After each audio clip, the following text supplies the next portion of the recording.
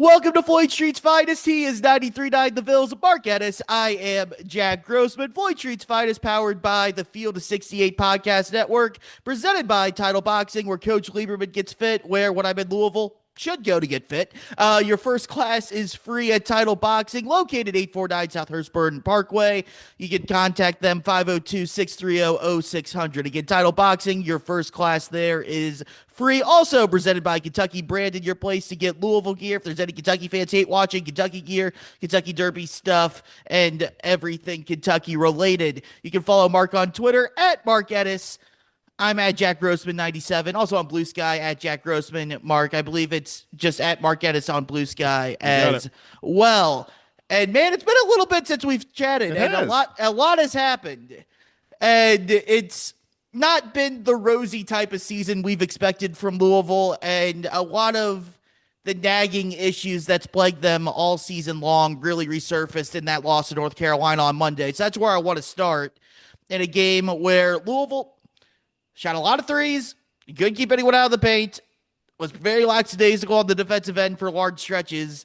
It almost did enough to pull itself out of the ditch to win at the end with some help from North Carolina missing some free throws. So I want to get to the end of the game stuff as well with Mike Helber. I know you and Luke Hancock had a really good discussion on your show a couple days ago about that. But I just want to start with, we're banging the drum again. It's tiring to talk about, but Coach Lieberman and I last week on the podcast had the thought of, well, no Caleb Wilson. This isn't the same North Carolina team. And I had the comment, well, as long as Seth Trimble doesn't drop 30, you're probably going to be fine. And Seth Trimble dropped 30. and it was not that he was splashing a bunch of threes or anything like that. It was all attacking downhill, whether it was, I was watching the extended highlights again this morning. Conwell got beat numerous times. McNeely got beat. Brown got beat. Woolley got beat. It was a full team effort, or lack of effort, to keep Brown or to keep Seth Trimble out of the lane. And that, to me, when you look at where Louisville has suffered and failed this season, the biggest thing that I keep coming back to is you can't keep opposing guards out of the paint, and Seth Trimble is kind of the poster child of that after Monday night. Yeah, a lot to be frustrated about with the North Carolina game, especially because Tennessee, Arkansas, a number of the previous games, full strength, road environment, and they're built to really physically challenge you. And instead of North Carolina, it's still a very difficult road environment, but this was tailor-made for Louisville to be fine. North Carolina, not a great, aggressive, super overwhelmingly athletic backcourt or anything like that. And in this game, Henry Visar, which is a big part of what they do in the front court, and maybe where they had an advantage, he really didn't have a great game. I think he scored 12. Yeah, 12, only 2 rebounds. Yeah, below season average, for both of those. And you would have thought, if you more than hold your own, relatively speaking, up front, which is where Louisville's not great, that surely your backcourt will give you what you need there and you'll be fine. And instead, you got carved up by a backcourt that doesn't carve people up. And now you're right. It's the passivity outside. On the perimeter, to me, they guard like they think Dikembe Mutombo is back there, right? Yeah. But also, it's not like it's like a super high pressure chance-taking defense that's getting deflections and steals and jumping passing lanes and all this stuff. It's nothing like that. It's like they're just casual. Like as a perimeter defense, they're very casual. And then on the inside, I joked about this during the game, but like, have you ever watched little kids when they're very, very, very first getting into gymnastics? And it's just about letting them experience the sensations of these flips and these turns. And you'll have like a coach that just sort of stands around them and keeps their hands one in front, one behind while they do the balance beams and equipment and stuff. And you just keeping it around them while they go through it. That's what Louisville's big men look like to me. It's almost like they're mimicking, like they're choreographing, alongside and not actually stopping anything, at the rim. And there's nobody in the league that is afraid of attacking the rim, no matter who Louisville's bigs are. And so, like, the philosophy, I think Pat's got to do some self-study on how I teach defense, what I expect, and then what I'm looking for in guys, because you can't be both. You can't just sort of be minimum standards for your perimeter defense and not have somebody who eats, lives, breathes, dies shot blocking. But that's exactly what they have. And I made this joke on the show, but I've been calling it the meat plate. Like if you ever let a kid all by themselves just go to a buffet I was and that get kid. right, same, and you like let them get whatever they want from a buffet, and the kid comes back and it's like he's got like a steak, bacon, like you know what I mean, like just meat. You're like that is not a meal, that's a meat plate. And I think Louisville's roster is a meat plate. Everybody's got offensive skills, and there was just not near. I think Pat was thrilled to be able to get all these weapons, and he's like, I might be able to shoot people just out of the gym every time.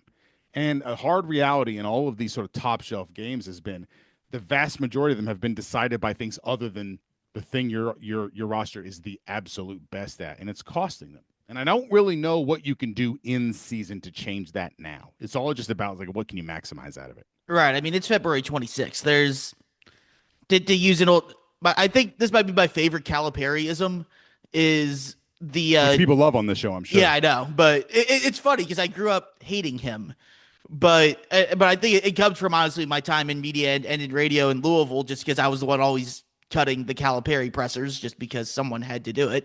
Um, but it's fun. I find myself quoting him and Petito, obviously Petito, but like the two of them so often. But one of my favorite Calipariisms is you have the runway and you're trying to put all the pieces together before you run out of room on the runway. Yeah. It's February 26th. You Yeah. got to be taken off at this point. You don't Yeah. have a lot of space left on that runway Yeah, there. you And gotta start being what you are. And right now, it's a shame that they didn't complete the comeback, because I think if they had, that would have been an incredible springboard, because I do think it's true that in the last 8 minutes of the game or so, that may have been like the best complementary basketball they've played all year. They're a little bit more enhanced, getting to the basket, and they defended far better in that last 8 minutes than they did, down the stretch, even though they were still gave up a couple crucial baskets. But right. overall, like to erase that deficit the way that they finally did play the way we've been begging for. Uh, but you dig yourself just this enormous hole. I think more than anything else, Jack, what concerns me about them is I think they're all just really, really, really emo, all of them. And they go on the road and they just soak in everything. And they look dead-eyed, and they look like they just feel every eyeball and boo. The facial expressions are the same at Tennessee, at Arkansas. Like it's like this at Duke, at North Carolina. It's like this at Tennessee. It's like this every time. And so this is where I think Pat's got to in the offseason. It doesn't do much for now, but in the offseason, have someone that will be unflinching in their honesty with him about what he looks for in guys to correct some of this. Because what worries me is the kinds of guys that respond best to Pat are the kinds of guys who fall apart on the road. He's an emotional guy. He wants extroverts and guys that feel their feelings, and he wants to harness them. But those are the guys that have really 10 ears on the road. I will say, I scares mean, me. And it's a fair point, but you also look at guys like Chucky Hepburn and Terrence Edwards from just a year ago, and that wasn't them at all, and it worked out really well. I think if nothing else, this year has given, I think, hope everybody a somehow even more enhanced appreciation for Chucky Hepburn and what he did for Louisville, because he did improve his own offensive game dramatically. He showed elements that he had none of in years at Wisconsin. But the fact that he was just a kind of a one-man eraser for so much last year, and he and Terrence Edwards together were at least a pretty good perimeter wall. You still didn't have great shot blocking last year. right, but you can have that when Hepburn's arguably the best ball defender Right. in basketball. Offenses, yeah. Don't get into their sets until 19 seconds just because he's kind of annoying out there, and that sort of thing. And then the flip side of this, and this is where it just sort of feels like this can't be this simple, but let's not get our shots blocked all the time. Like Louisville's one of the worst teams in the country at getting their shots blocked. 328 on block percentage. 1 in 10 shots. 1 in 10 shots gets blocked. Honestly, you know what I think that comes back to? A lot of it.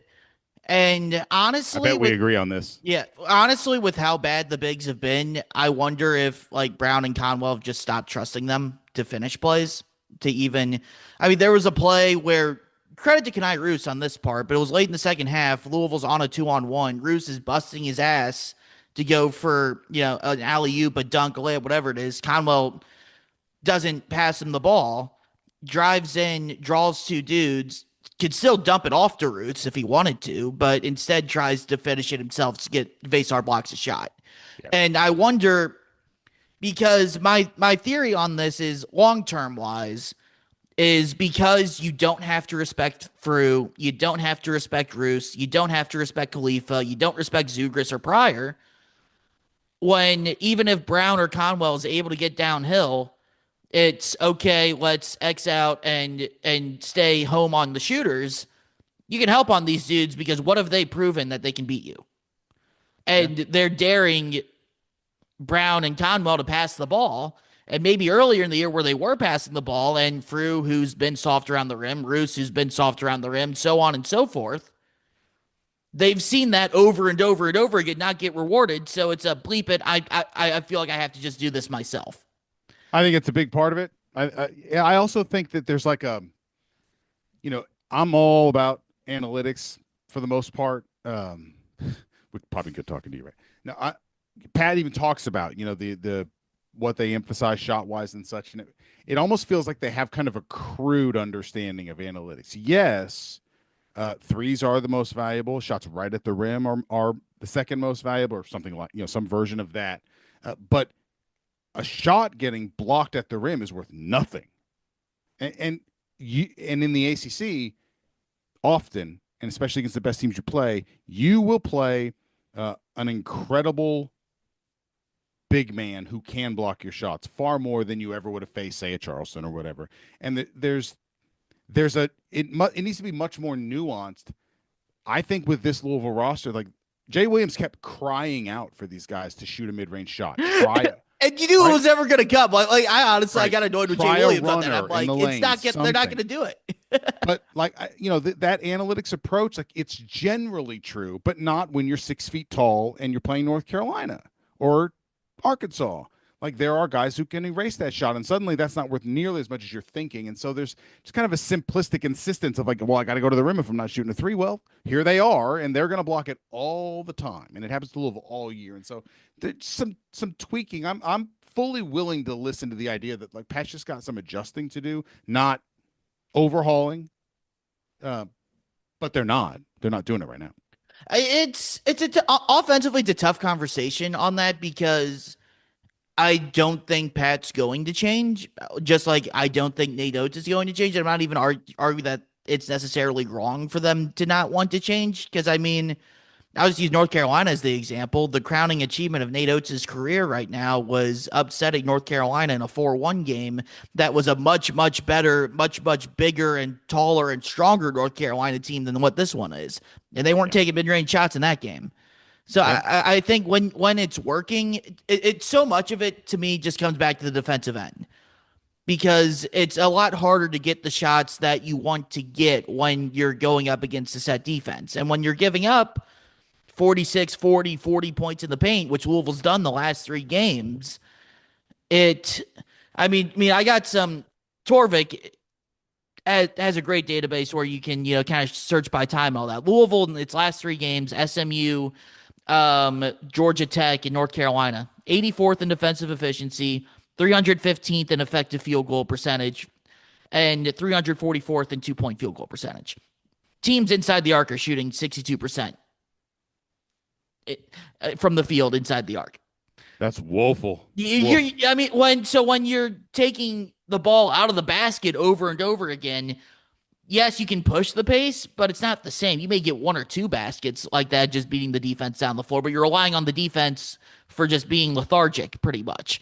You're playing a whole lot of fully set up and ready defense. Exactly. And that's where I'm like, it's a lot harder to play with pace, to play fast, to get the ball moving, and to get the open shots when you're facing a set defense over and over and over again. So I think the fact they're getting shots blocked all the time, yes, there's issues on the offensive end, but you said it, complimentary basketball and all that stuff. It so much of it to me goes back to the fact that they're not playing as fast as they want to because they're always having to take the ball out of the net and throw the ball in. It's a cluster. It's a one disease with a lot of symptoms. Right. But yes, I think coming down to the wire here in the games where the margins are super small, they just don't defend. It certainly doesn't even like just eye test wise. They have fake. It looks like they have fake juice defensively. I don't look like they have juice at all. Yeah, Yeah. we're saying the same thing. It doesn't look like it bothers any of them. Right. And I've been, somewhere in here, I know Pat, his approach to like life and people and the team and all this, like I want it to work. I'm rooting for Right. this, but no one's afraid of anything, and it shows.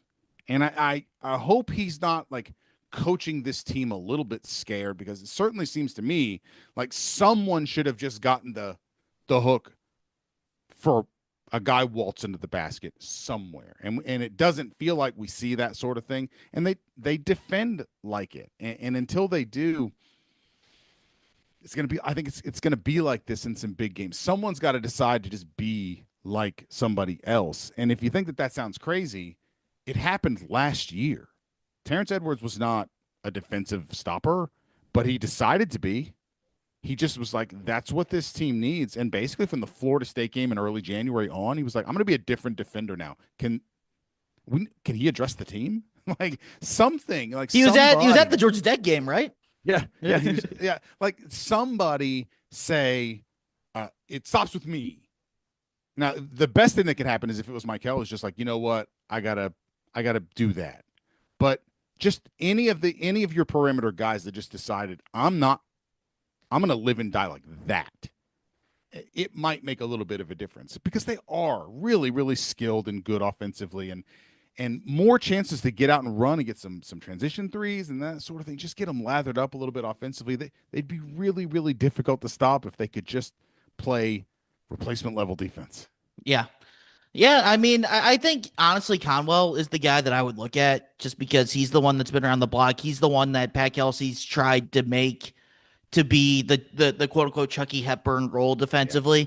And that's where, when I say fake juice, because Conwell will do the thing where he'll try to pick you up at half court every once in a while, and it doesn't bother anyone. And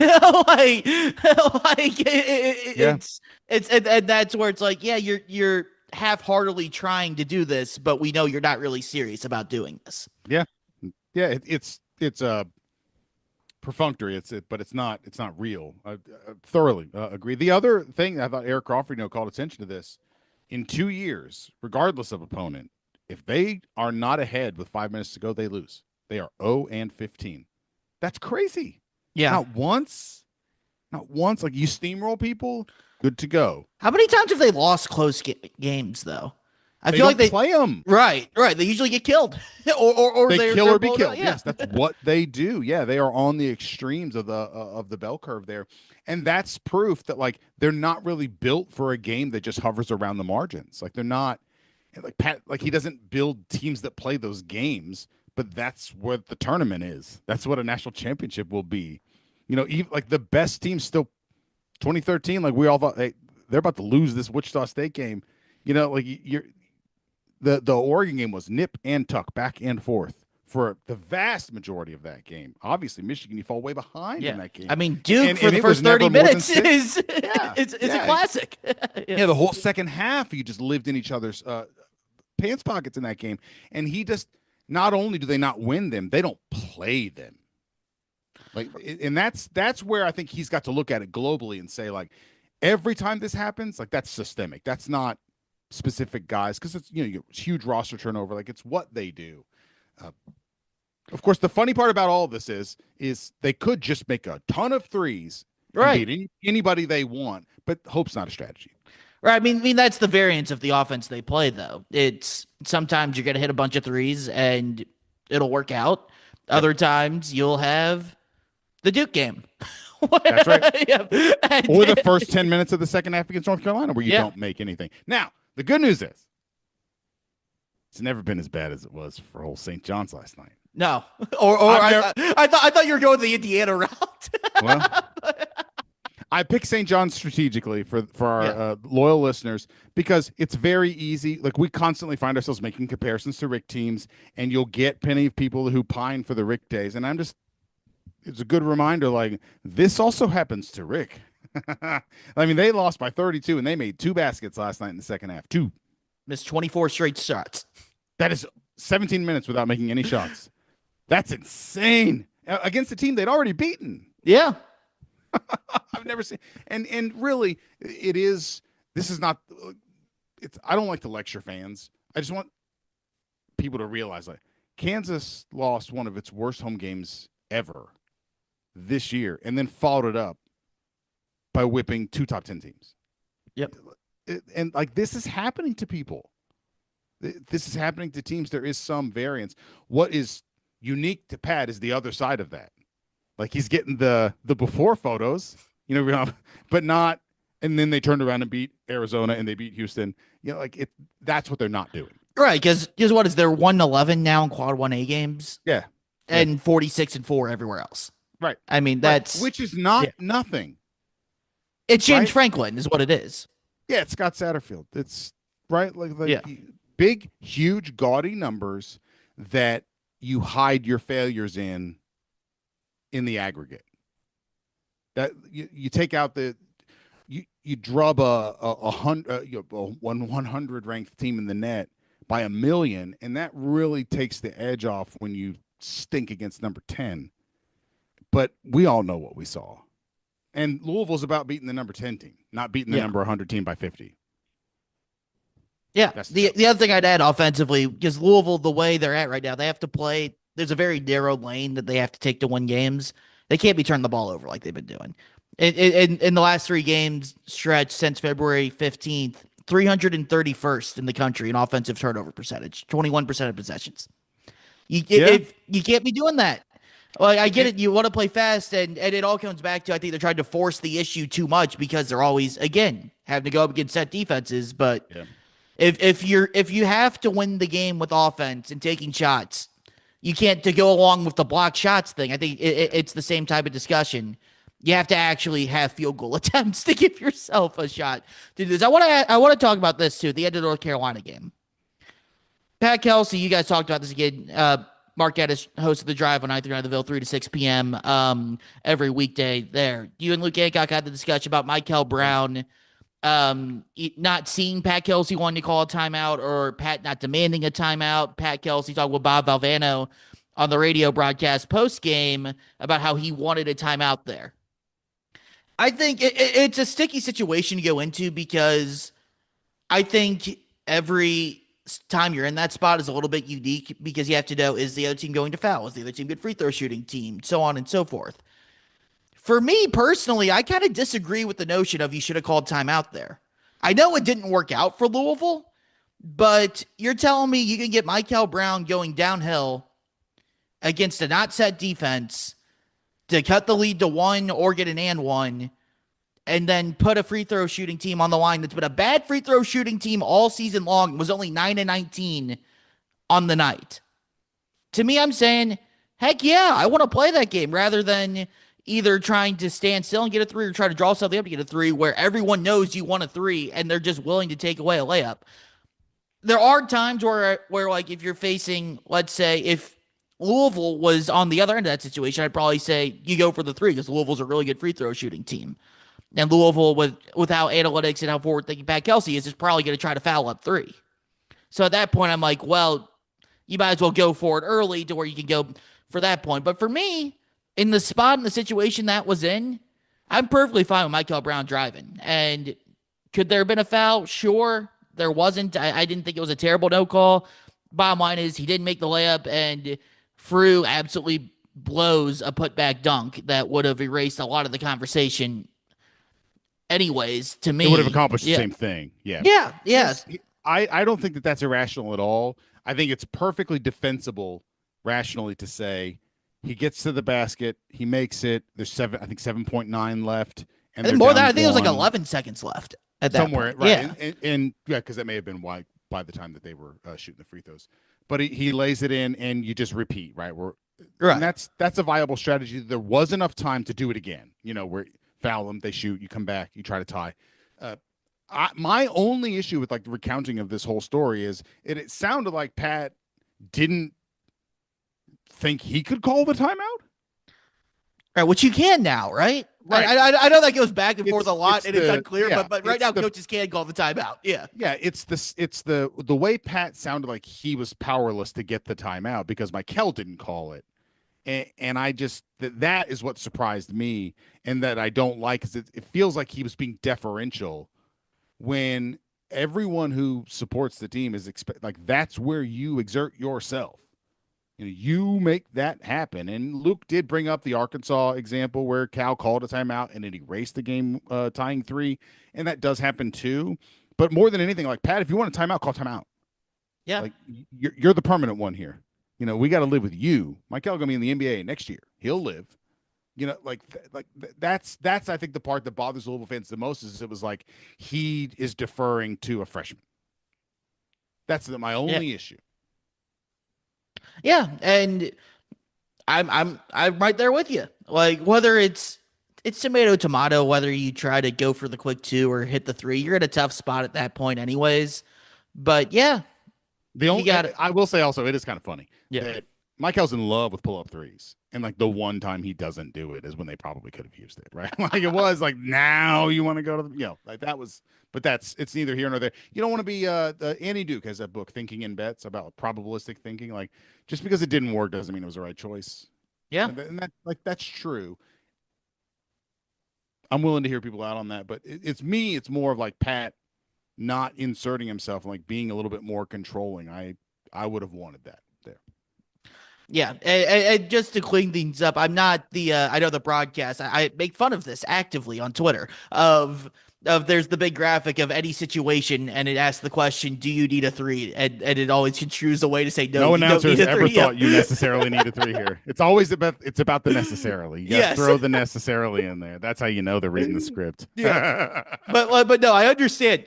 At some point, you're gonna have to hit a 3. You might as well try it now. But at that point, the way North Carolina was shooting free throws, that would be a chance where I would go, worst case scenario, you're in the exact same spot again and can run it one more time and make him think about it. Or more likely than not, the way they were shooting free throws, you get the ball back down 2. And then that's a much tougher situation for North Carolina to have to defend than just trying to take the 3-point line away to me. But anyways, Louisville, big game now, critical stretch for Louisville. Did not get off the right way, obviously, of their 3 quad 1As to end the season. I don't know if Clemson's a quad 1A anymore, to be honest, with the way they've been. If they are, they won't be for much longer. Yeah, but Clemson's a team, ironically, maybe the one like slow it down, grind it out type of coach Pat Kelsey's had success with, at least last season against that. But Sean Hadley ate them up last year. Yeah, and beat them twice. I mean, that and the Kentucky win this year might be the best wins Pat Kelsey has as the Louisville. I don't think there's any might to it. Yeah, I think you're right. Yeah,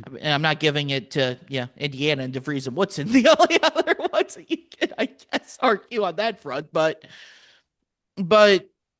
Louisville with this and the Miami games, I think Miami's an incredibly tough matchup for Louisville with Renew and Uday and how physical they play. I don't think Louisville's winning that game. And you're looking at ACC tournament standings, NCAA brackets, bracketology, all that stuff. Louisville needs to help itself out a little bit because, yes, in theory, they could lose all 3 games and doomsday scenario be the 11th seed playing on Tuesday. I don't think they're going to lose to Syracuse at home because Syracuse isn't very good either. That's the type of team that Louisville just takes care of business with. But this Clemson game is absolutely pivotal. If Louisville were to lose on Saturday, they wouldn't get bumped to Tuesday, but more likely than not will be in the 8-9 game of the ACC tournament. And what happens if you're in the 8-9 game of the ACC tournament? You get Duke the next day. And guess what you don't want to do? Have Duke the next day. Duke. You don't ever want to play. Unless it's Saturday in the championship game, you don't want to play Duke. But we were just talking about this, by the way, with Wes Durham on the show yesterday. Like, it's wholly unfair that the proverbial, you don't want to be the man that follows the man, where the place where you're following the ultimate man Yep. is going better than anyone has ever done it. Like that's not it's ridiculous. Much, He's gonna much to James Strebel's chagrin. yeah. Yep. And I, by the way, I thought Andy made a great point on the take one day where he said basically he thought a lot of the Kentucky fan angst about Mark Pope is because Duke has an awesome coach still. And I think there's a lot of wisdom in that. Yeah. Pat, here's just to go global here, and then I'll let you finish your point. Pat's biggest issue in the minds of people, I think, is when you're the coach at Louisville, Louisville should win some games they have no business winning because you're the coach. That's what you do. Denny Crum, I'm fine. I can beat you with yours. I can beat you with mine. Rick Pitino, I can beat you with yours. I can beat you with mine. And Pat, it's like I can beat you with mine, kind of. Like it's just he's got to be the reason that they win a game they have no business winning yet. That's what the people at the top do. And they did. I mean, North Carolina won without Caleb Wilson against Louisville. Can we do that? Yeah. I mean, Kansas, I almost call them like program victories. And Kansas with Bill Self, I think, is the ultimate example of that. Where Gary Parrish made the funniest joke. He's like, they should draw. Like he's undefeated at home on Big Monday. And which means there's not a bum in sight. Like it's Big Monday. And it's like they should draw from the student section to see if a student could coach them to a win on Big Monday. And I just thought it was such a funny idea that illustrates like it you're right. It just self-propels. And until you start doing that yourself, people are there's going to be this level of skepticism. And I want to be clear about something. Louisville's not a bad team. No. They are not a bad team. You would rather be Louisville than Kentucky or Indiana right now. By a lot. Yep. And they do a lot of good things. And it doesn't feel like it, I'm sure, but it is, or at least embedded in the angst here, is the compliment that we're already back to this. Louisville fans assume 98%, and we fight about the 2. We used to have to fight about all of it under the previous, right? So, like, we're back to where we used to be, where we're talking about how do we make this the best thing in the sport, not can I live with this? And so, like, it is good that they're already back to the place where, like, this is what we're talking about, but we're here. Without knowing any context, the day Pat Kelsey was hired, would you have taken 9 seed NCAA tournament berth year 1 and 6 seed, let's say round of 32 year 2? How? Just what would right before he takes the podium? Here's how it's going to go the first 2 years. Almost certainly yes. Yeah, and that's why I think anybody who's like, he's not it, is saying it. Like, no, he's just not done. Like they haven't accomplished everything yet, but I don't think anybody should feel like they can just determine, because the job itself is not swallowing him. This is not what happened to Chris Mack, where you could just see this man is dying, stressed all the time, or Mark Pope right now, who is getting eaten from the inside out by the job.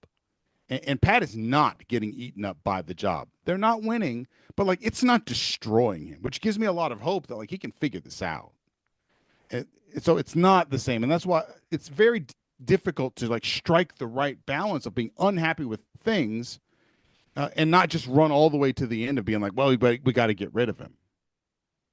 And that's why I brought up Rick earlier. He's lost by like this is a roster he built. This is his second year, third year, excuse me. Yeah, so a year beyond what Kelsey's at right now. Yeah. And they've got literally like limitless funds and a roster that he picked, and they just lost by 32 and scored 2 baskets in the second half of a game. In the very kind of game we're talking about.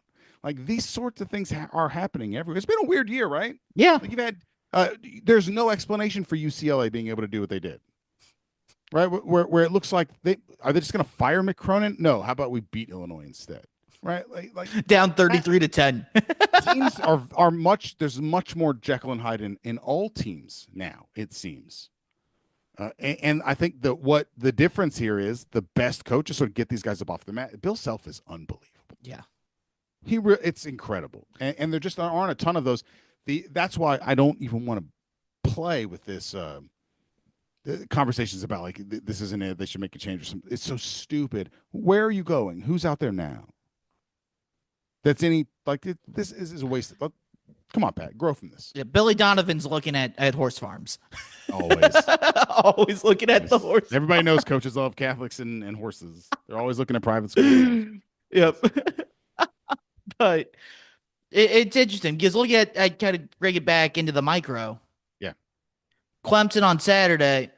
Louisville needs to win that game to avoid being in that 8-9 game of the ACC tournament. Yep. If they could do that, even if you lose to Miami, you get like the 6 or 7 seed.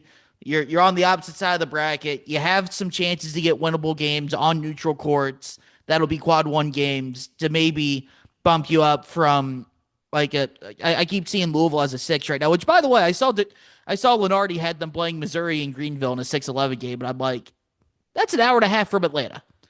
Not Please give me that. I love Greenville. Greenville's a great city too. You ever been there? I have not. I need to get up Great there. town. Yeah. Great town.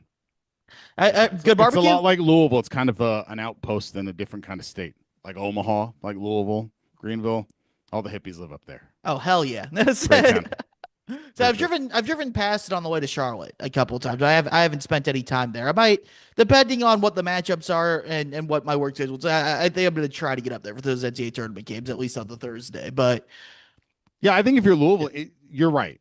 Getting out of having Duke in the second round of the ACC tournament is should be goal number 1, because even though you haven't done well, 100 times out of 100, you'd rather play Virginia. Even if it's the 2 seed, like you can hang in that game. You can. That's not your. Duke is just a different animal. They're probably the best team in the country. Yeah, I mean it's either them or the team that they just beat. They just beat on a neutral floor. Yeah, exactly. Yeah. I mean, and the greatest for Louisville is, unlike a year ago, you were locked inside yourself. It didn't matter what you did because the ACC was so bad, and everyone performed so poorly in the non-con. All you could do was just sort of multiply off by 1 off of each other. Like it didn't change anything.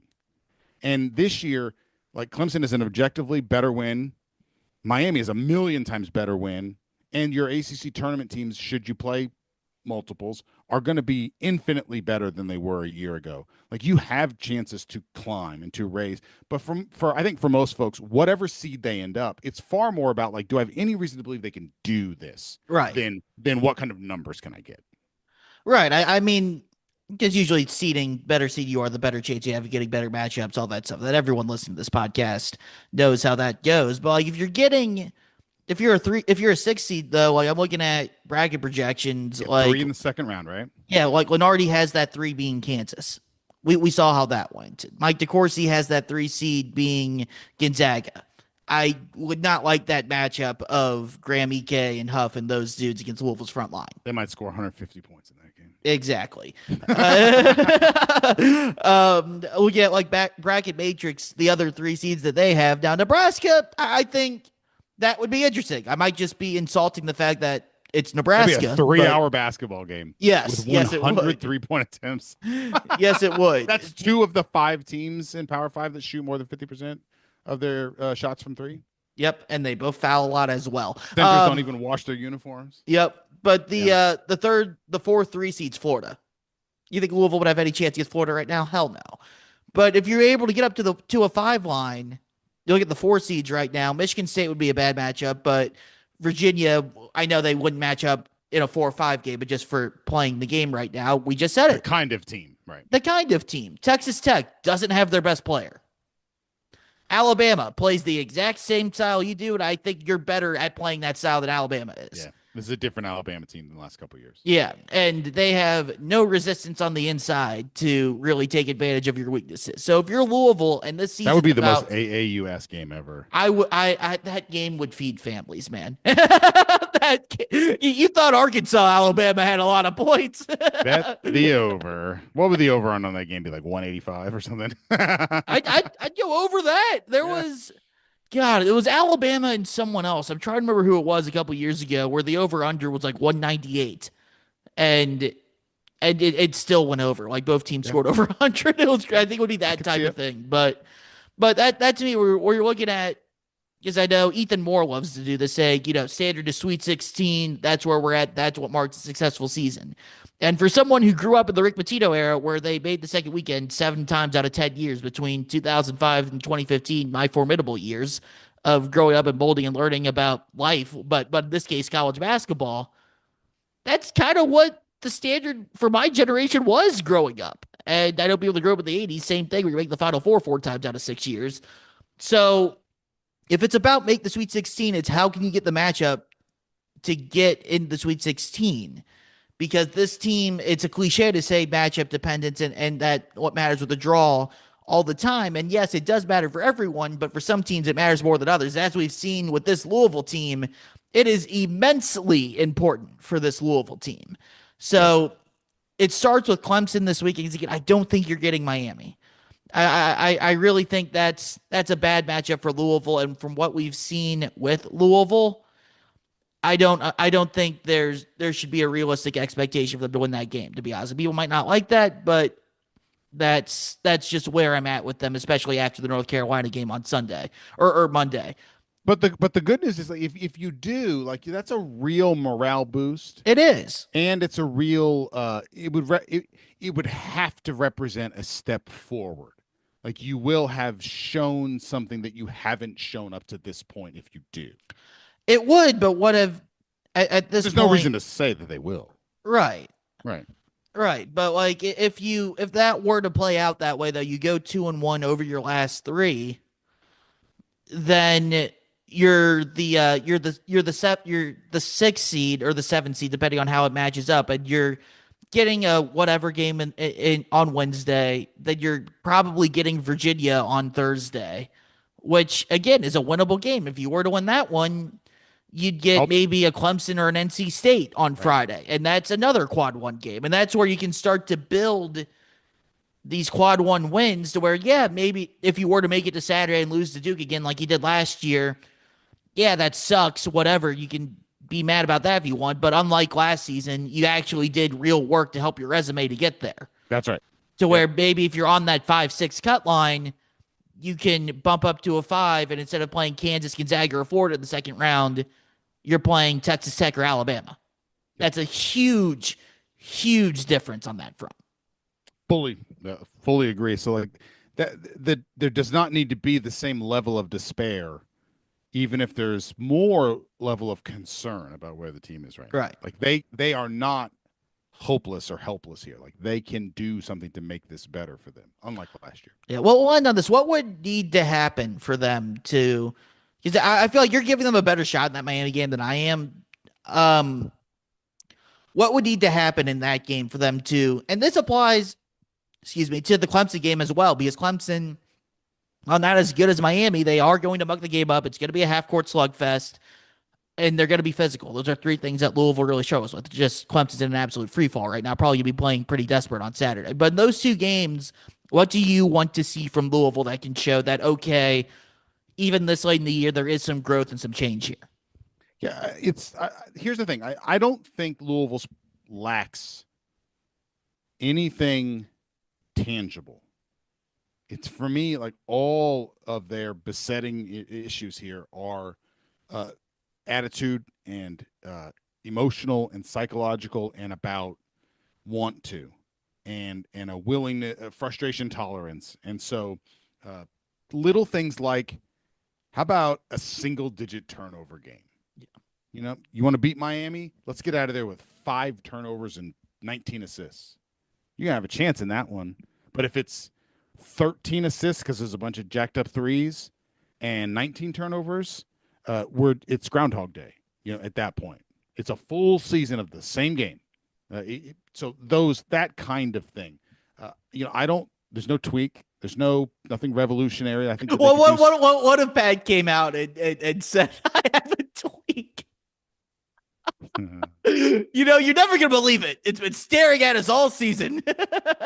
Yeah, and the best part about this, like, all this time, is like the tweak was like they'll just make 9% more threes. Yeah, that was all that they ever did, was just make more threes. Well, like with Kentucky, everyone kept going, "Oh my God, they're winning." So he's like, "No, they're just Harrison's make threes now." Yeah, well, I'm talking about this year's Kentucky team. I mean, they Oh, regressed defensively a crap ton when they won 8 out of 9. But why are they winning games? Like, well, instead of shooting 22% from three, they're shooting 37% from three. funny how Shocking. that works, right? You make shots, things look a hell of a lot better. Yeah, I think taking care of the ball, and then just one guy, because it's not too late. Just one guy deciding to do the Terrence Edwards and just uh, I'm going like the change starts with me, and it could be anybody. It really could be just about anybody, but whoever it is, that person, I think, just sort of like I'm gonna do the equivalent of whatever a 3-pointer is on defense all the time. I'm that guy. And I think if you're looking for like a schematic tweak a little bit, like if you're not going to block shots anyway, man, let's go for the ball. Like let's take a lot more chances. It's like being kind of a crazy blitzing defense. Like we can't cover. Well, I will like, say the that one means you thing, go after them more, not less. right? The one thing like that though is that's going to open up. I guess you get the It's Devils already having open. yeah, yep, that's fair. That's kind of what I was getting at. The thing I would say that I think on that end they really need to do, they need because they don't have good shot blocking. They need to dedicate themselves to being an incredible defensive rebounding team. If you look at one of the things that made last year's team so good on the defensive end, yes, James Scott was a better shot blocker than anything Louisville has right now, but they still weren't a really good shot blocking team. Right now, they're 34th in defensive rebounding percentage in the country on Kent Bomb. That's good. That's fine. But if you just completely take away offensive rebounds and second chance opportunities, that's one way to kind of generate extra possessions and extra shots to kind of win that numbers battle Yeah. in terms of field goal attempts. Fair. Fair. I think if you just end up Of course, you got to force missed shots too, which Louisville's not really doing. But something, yeah, something. But I think the thing that they could probably control the most is just their emotions on the road and those stretches where it's pretty clear that like, oh, screw it, where they do that with the ball, and that's where all the turnovers come. We're just trying stuff. Everybody trying some pocket pass between four legs. You know what I'm talking about. oh You've yeah, seen it. oh yeah. None. The first time I see it, Siberia, right? Like just one time. And you know what I would do? I'm not playing all of Khalifa. I'm giving all of Khalifa's minutes to Case and Pryor. Like I don't like it. What it was Pryor shown that he can give you? I would He rather can dunk. When when does he dunk? He's taken as many 3-point shots as he has 2-pointers. Can this year. dunk. Yeah. No one is afraid of Khalifa attacking the basket. And Case like he can dribble the ball. And so, I don't like him. He hurts. See, I would rather at this point in this and tomato, I think Zugris would deserve the minutes. Now he got cooked on a switch Monday night. There was the weird possession where they were trying to have him drive one-on-one, which I don't know what the hell happened there. Something tragically went wrong, I'm sure. Yeah. But I would rather play the guy that clearly knows his role of I'm just going to go out there, I'm going to work my ass off, I'm going to try to grab rebounds, I'm just going to try to be a physical force. Yeah. As a Pryor, other than Conwell and Brown, there's not a player on Louisville's roster that takes more percentage of the team shots when he's in the game, the case of Pryor. That's an issue. And I want it to be different shots then. Right. Well, of those shots, though, half of them are 3-pointers. Yeah. Like, see, I want him trying to take guys off the dribble. That's what I want from him. Against a big guy. I want him. I don't know, man. I just think he's a black hole when he has the ball. So's Khalifa. Khalifa will at least pass the ball. Pryor, when he shouldn't. You're right. Pryor, you get the ball, you're not getting it back. Pryor, it's jab step like Carmelo Anthony at the top of the key and then pull. He's the only guy on the team in maybe 2 years right now. I think you're right about that. Where it's like you can tell he's like, I got to get my shots while I can. Yeah. Yeah. So right? if you told me Pryor offensively would commit to being the best screener in the country, cleaning up the offensive glass and being a lob threat, and then also defensively, because let's be honest, he has not been, whether it's athletically because of the injury or mentally or whatever, he's a non-factor on the defensive end as well. He's flailing around, running around, doing a lot of nothing on that end of the floor. Fair. So if you were to tell me you're getting the defensive Kason Pryor from last year plus a dude that actually understands and embraces what his role has to be on the offensive end, then sure, I will absolutely roll with that. But until we see that, I don't see how he should touch the floor in a game, to be honest. And that's saying with how much Louisville needs help on the front court, he hasn't shown you an ability to give you what you actually need. And I think he's hurting you. And you can say the same with Khalifa with how soft he is, how bad he is defensively, and how much of a non-threat he is around the basket. But I think Pryor is hurting you to the point much more than he's helping you. Whereas Khalifa, at least you get a couple nice passes and he can hit a three. That's more than what Pryor's giving you at this point. Well, that's a completely defensible position. I think it's extremely rational. Yeah. So it's not great that, again, I like Zugris. I think he has a lot. We'll see if he can grow and get better and develop over the next couple of years. Right now, raw athlete that knows his role. No, it's out there. You can give him 10 minutes a game. Sure. Yeah. Whatever. Not ideal, but that's better than the alternatives. But anyways, that's all we got. Huge game for Louisville on Saturday. Again, like, subscribe, do all that stuff. Floyd Treats, find us part of the Field 68 Podcast Network, YouTube, Spotify, Apple Podcasts, however you're consuming this content. We really appreciate it. Again, catch The Drive on 93.9 The Ville, weekdays, 3 to 6 p.m. with Mark Ennis as well. Mark, always appreciate the time for you hopping on, man. Anytime, buddy. Anytime. So we'll catch up with you soon. March